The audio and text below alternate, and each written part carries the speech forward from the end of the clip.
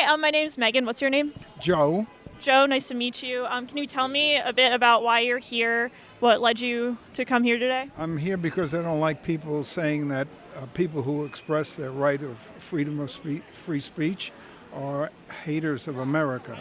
We're not haters of America, and this regime that we're under right now reminds me of 1933 in Germany. So you think that we're like kind of living at the beginning of like Nazi Germany, you're saying? We're living at the end of democracy in this country. It's exactly what happened in the Republic of Germany in 1933. You know, single out a group to dehumanize and then proceed from there and get the people who want to see people dehumanized on your side and divide the country. Who do you think is being dehumanized, like specifically under this administration? Any minorities, any people of color are being dehumanized. People of Muslim faith are being dehumanized. And that's terrible. That's not what this country's about.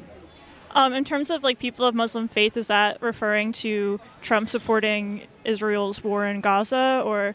Well, you know, what's happening in Gaza is not really something that could be the predicate for anti-Semitism.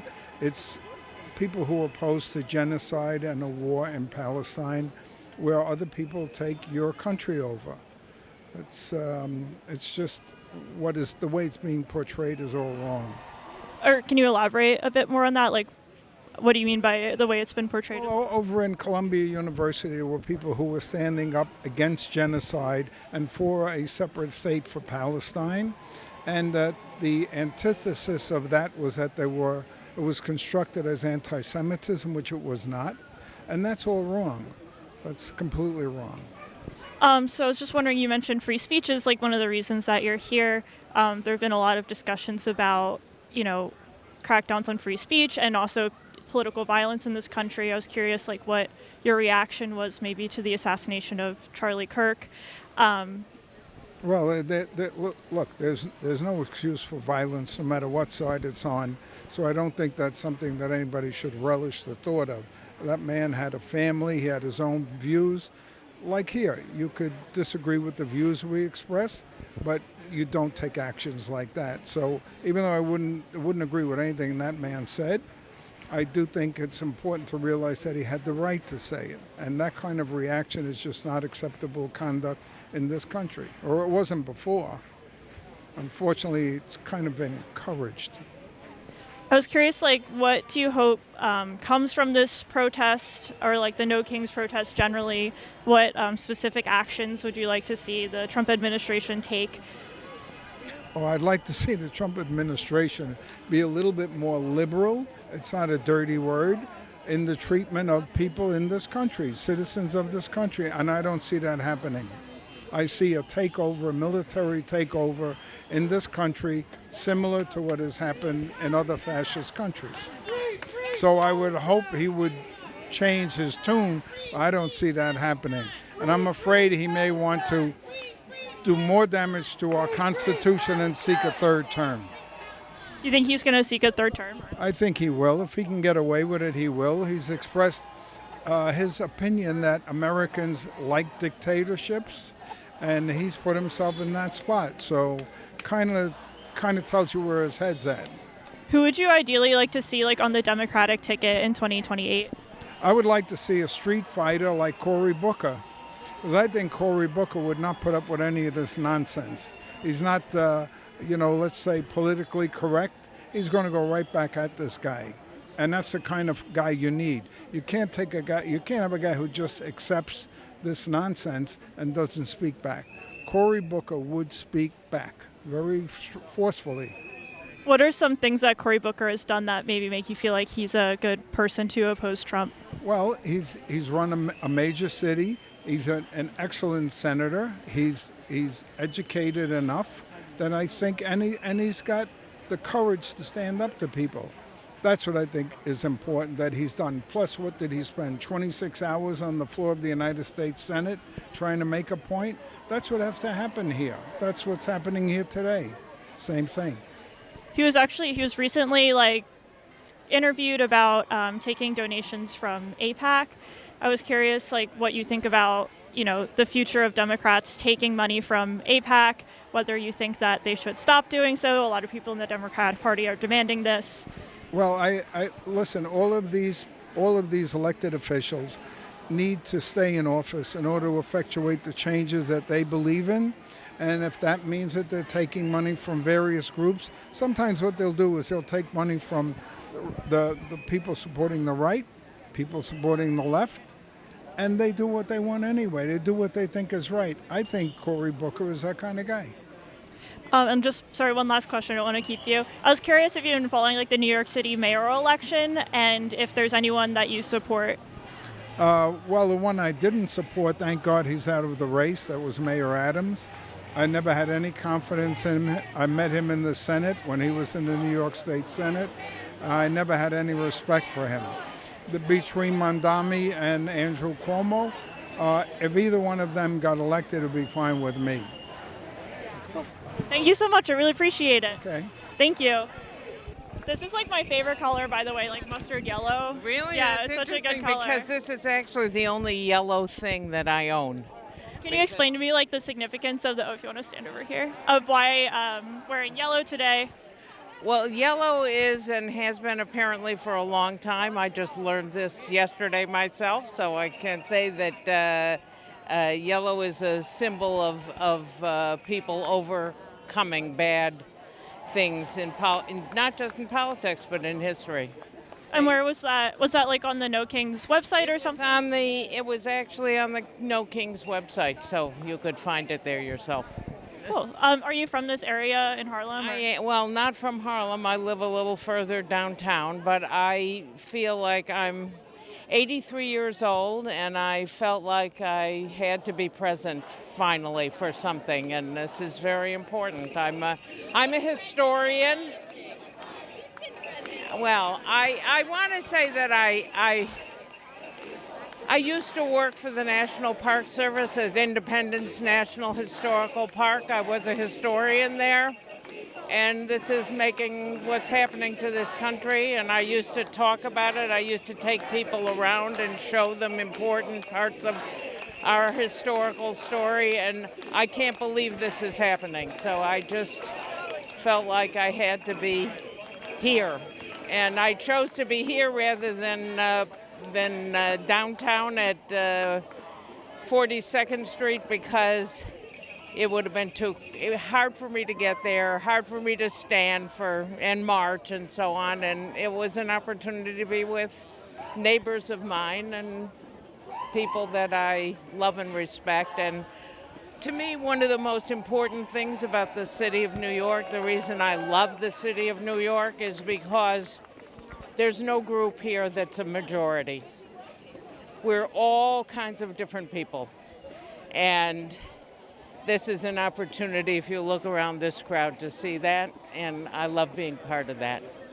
And can you tell me like what you think you hope will result from this protest? Well, I don't think there'll be anything that'll be directly a result of this protest, but it helps all of us carry on, I think, a little longer, and the more people who show up for things like this, the better chance we have of overcoming what we're currently suffering. Who would you like to see on the 2028 Democratic presidential ticket? Oh, boy. That's too far away. I just spoke with a gentleman who said he was concerned that Trump was running for a third term, which I don't know. Some people are worried about that, and I think we should worry about the next election that's happening before we start worrying. And the better we do in 2026, the better we'll do in 2028. So here in New York, I'm curious if you've been following the mayoral election. Is there a candidate that you support? Actually, no. No, okay. Can you tell me? I don't like any of the candidates, I have to say, and I honestly have not yet decided who I'm voting for. So are you between like Mamdani and Cuomo then? Yes, I am. I wouldn't say I'm between them. Okay, you don't like behind them or in front of them or something because, anyway, yes, I think. Well, how how can I say this? Cuomo has too much experience, and Mamdani doesn't have enough. So you're worried about City like New York. in terms of like policies between the two of them. Do you lean one way or another? Well, as I said, I haven't decided. Okay, cool. No worries. I'm sad. I'm really sad. I would love to be very enthusiastic about somebody, but no, I'm not. Okay, cool. Thank you so much. I appreciate it. What's your name? Mikhail. Nice to meet you. And what brought you out here today? I just wanted to show. No, that's okay. I just wanted to show that I am very dissatisfied with the way the country's going, and there's a lot of. I have a lot of reasons for that. One, I am an immigrant. I'm from Ukraine. I moved here in '98. So, and when I moved to this country, I was very happy that they accepted me as an immigrant, and now it's going completely 180, and I really don't like what's going on, and I wanted to show some sort of dissent. That's what I could do. And is this a top issue for you, the Epstein files stuff, or can you tell me a bit about your sign? What inspired this? Thank you. I just wanted to, I guess, get a slogan that that it would be eye-popping a little bit. It's definitely a top issue, but there's so many issues. There's so many issues, so many things. But that's definitely one of them. Can you tell me what issue specifically that you're concerned about? Well, like I was saying before, because I am an immigrant, so I'm very, very disgusted with the treatments of other immigrants. And I was a refugee too originally. From Ukraine. Yes, in '98. Yeah. So I guess that's probably one of my main things that I'm concerned about. And what do you think of Trump's policy toward the Russia-Ukraine war? Oh, I call it the 2-week policy. Give me 2 weeks. Give me 2 weeks. It's always 2 weeks. It's always 2 weeks.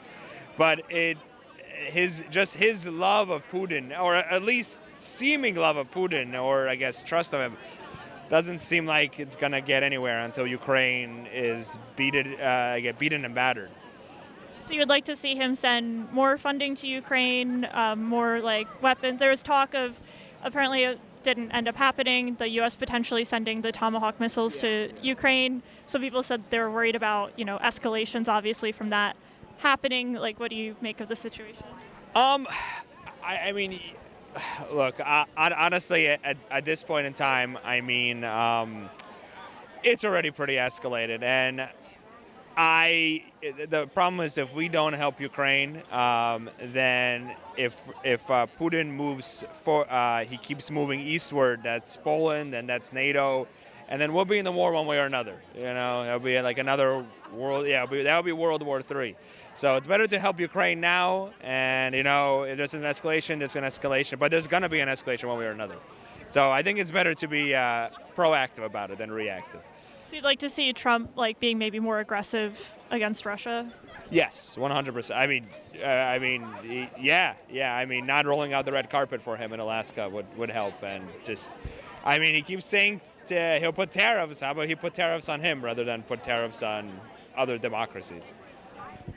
And can you tell me, do you have any feelings about Trump's policy toward Israel and Gaza? I know that's an issue here. A lot of people were chanting, Free Palestine. I'm curious. It was interesting, some people in the crowd seemed less comfortable with that.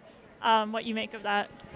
And it is a very interesting one. I do have some family that lives in Israel, but that being said, unfortunately, Gaza and West Bank, they're the ones being occupied by Israel, and Israel is the one that has a strong military might. Not saying what happened on October 7th was not disgusting, it was, but you can't, if you're trying to fight something like that, you can't fight it by making more October 7ths in the territory of whoever you're fighting, because you're not really driving any point home. You're just driving violence. You're answering violence of violence, and I don't think that gets you anywhere.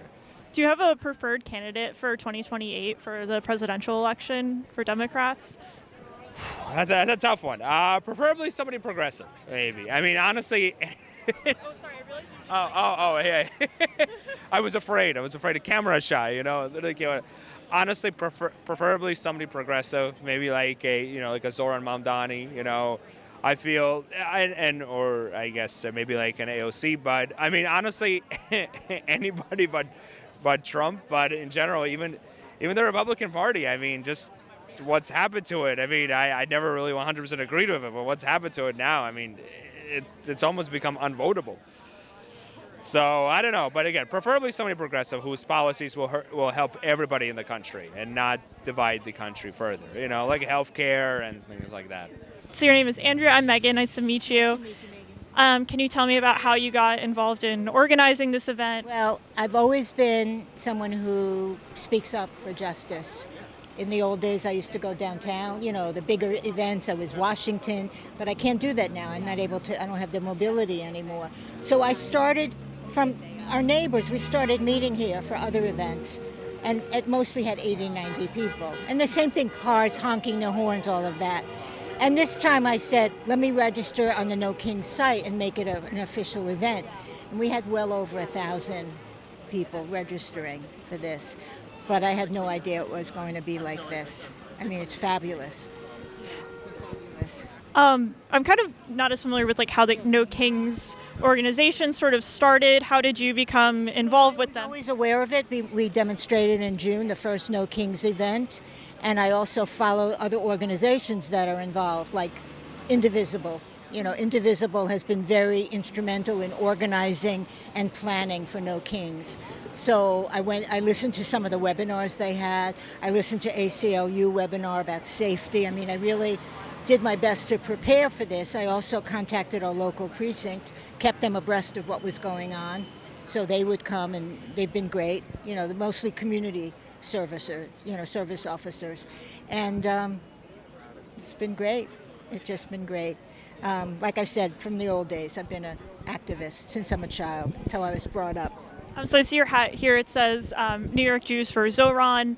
Obviously, it seems like you're supporting Zoran Mamdani. It was interesting. I talked to some people in the crowd, and a lot of people were kind of like iffy on Zoran, even if they're, obviously firmly in like the Democratic Party camp. It seems like he's really divided a lot of people, especially in the establishment of the Democratic Party. Like, for example, Mikey Sherrill, she's running to be governor of New Jersey, refuses to endorse him, even though he's endorsed her. Kind of curious, like, what you make of that. Well, I think it's unfortunate, and I especially fault Schumer and Jeffers. They're New York. They can vote for they're city residents. They are going to vote for mayor, as well as being leaders of the two houses. And it's very disappointing to me, because who do you want for mayor? Cuomo? I mean, come on. He's not, Cuomo was not for the regular people, for the working people. He's for the rich people. And that's what I think is the root of all our problems.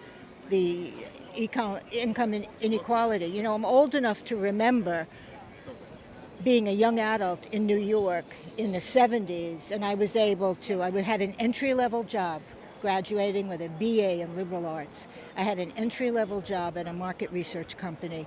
The going salary for an entry-level job was $11,000 a year. I had an apartment on West 92nd Street by myself. The rent was $225 a month. I was able to live on my own, go out with friends. I mean, I didn't live an austere life, but I was able to do that. And I look at young people now. I mean, I have a son who's 33, and he's about to get married, and they make good living because they're lawyers. They make good income, but even they say, we have good income, and it's just crazy, and that's the problem. And with Zoran, I think, will he be able to do all the things he's campaigning about? I don't know, like the free buses and public grocery stores. I don't know. But his ethos and what he wants to do, to me, is what's important. And he cares about regular people. That's what I think of as regular people. I think the divide, what has happened with money ruling everything is really why things are so bad.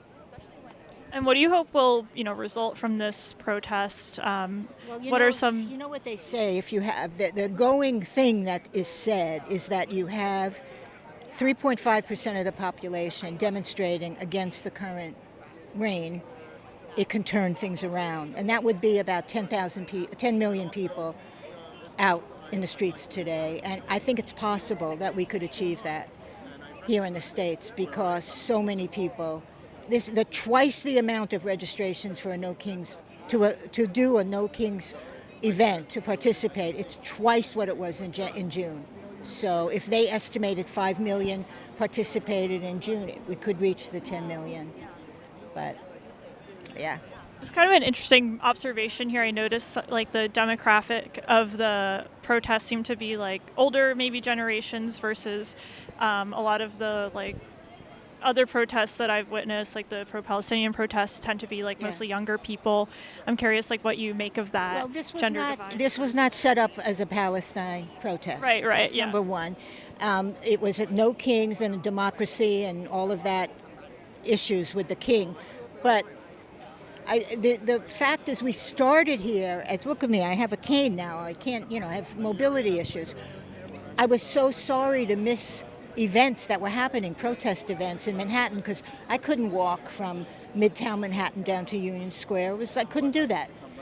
And I felt like we got to do it. I want to do something. So I gathered people from where I live here, close by, a lot of seniors who feel the same way, and we would gather here.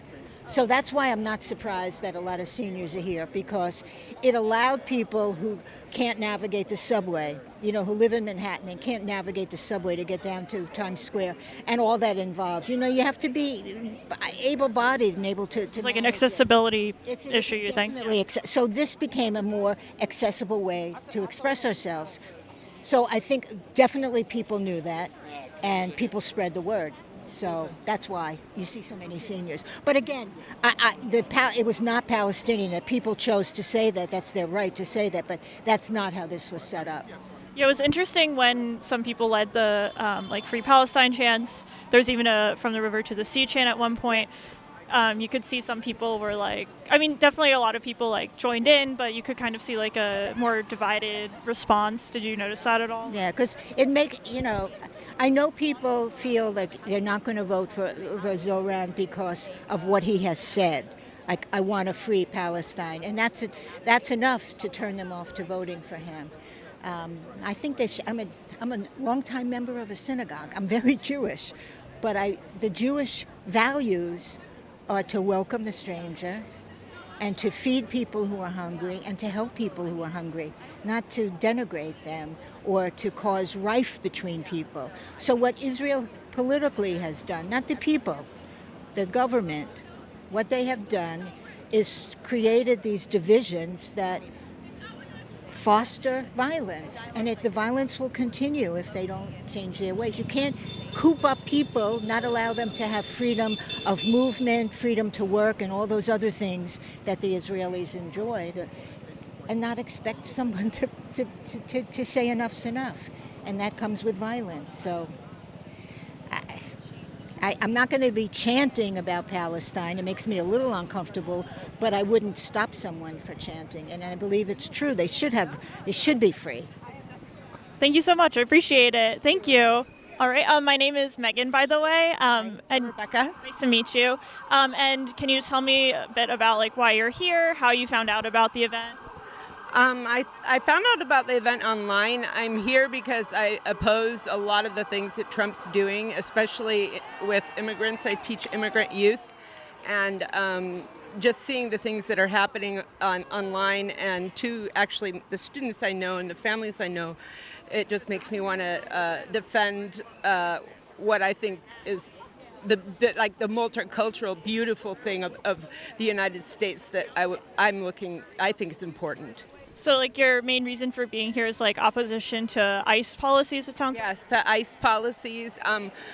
Also just a lot of the policies. So I've been opposed to the educational cuts, of course. We had a grant that we were working with that was cut because of Trump. The way that he's laying off people in the federal government. Is this NYC public schools or? Yes. Yeah. Mm-hmm. And are you from this area here in Harlem, or? I'm a little further north, yeah.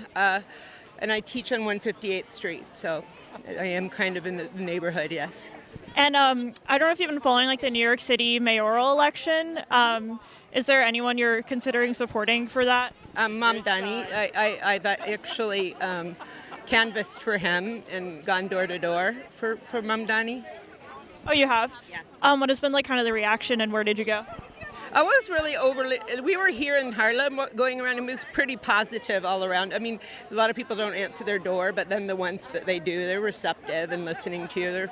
I didn't have any issues with people closing the door or getting upset or anything like that.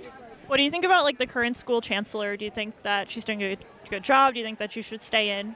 She seems like okay. I don't really pay as much attention to the district, like the chancellor and things like that. I mean, I've been reading some of the stuff she's been posting in Chalkbeat, I think it's called, lately, and posting online, and I'm kind of for it. You know, the way that they're like focusing on literacy now, and I think it's important to have somebody that's in charge, that's responsible, but I also think it has to come down to the teachers and the principals and what they're it's really my school is its own like kind of little universe, and I think that's why I choose to work at a school that I do, Cool. Thank you so much. Sure. Thank you. So you're just mentioning one of your frustrations with Democrats is their inability to communicate clearly. Can you tell me more about that?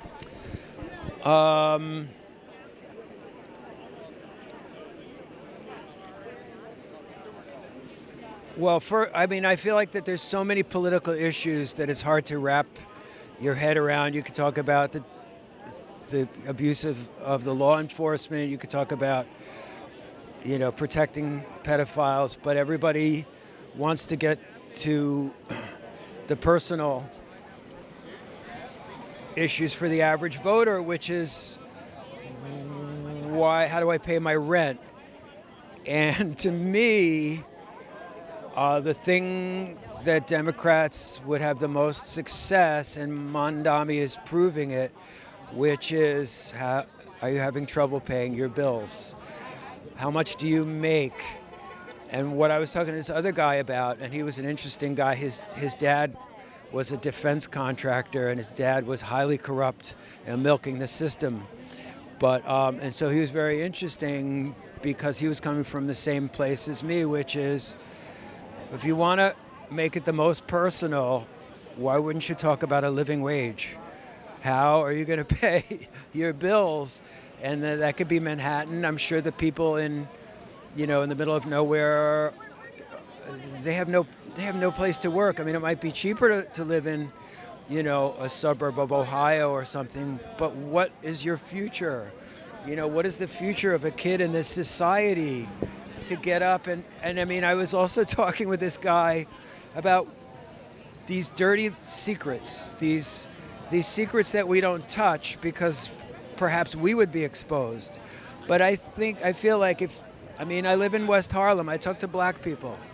The Dominicans I talk to are not politically that active or concerned because they're illegal and they have no vote in this country.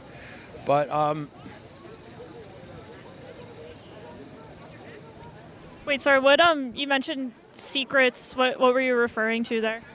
the secret, oh yeah, thank you. So the secret, what I say the Democrats should do is that they should show to the average voter a chart of the percentiles, of the quartiles, of the deciles, of the whatever statistical, and show these poor people, which is not only poor people, but middle-class people who are thinking that my $60,000 a year salary is not half bad, or $70,000, or $80,000, or what have you. Advertising for cops, startup salary is 60, corrections, 60K.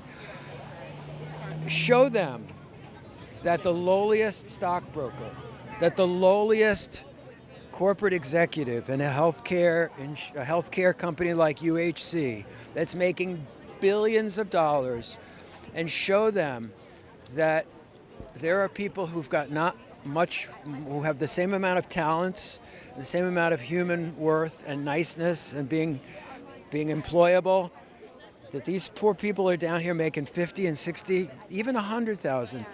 Let them find out that there's a whole sort of segment of that graph, right? If the mean income is like 60 or 60 or 50 or 40, right, in this country, there's those making 20.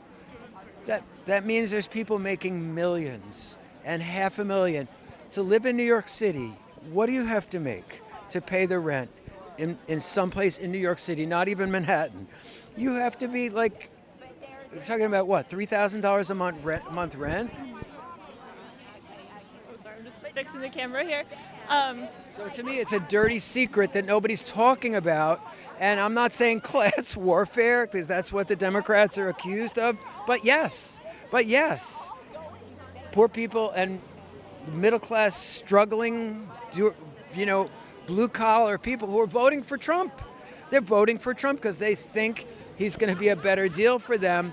Let them see how the lack of unionization, the existence of a very convenient illegal economy, off the books economy, that all the restaurants and all the hotels and Donald Trump himself are hiring people off the books. And what does that do? It steals the Social Security contributions. It keeps people in a state of permanent, literally slavery. I can't go against my boss. I'm going to get fired. I have no rights. And then they'll deport me. So you want a more progressive Democratic Party, it sounds like. Looking to like 2028, who would be someone who you would want on the Democratic ticket? AOC, to me, is the odds-on. She's the default. She's the default. She speaks with love. She speaks the truth. She speaks with passion. I'm getting choked up. She does it right. She does it right. She says the people can't survive. She's not talking about, I don't think she's talking about, policy details. Just say it blunt. Say it simple. I'm sorry. That's all. Thank you so much. I appreciate it. Sure. Thank you. Good luck.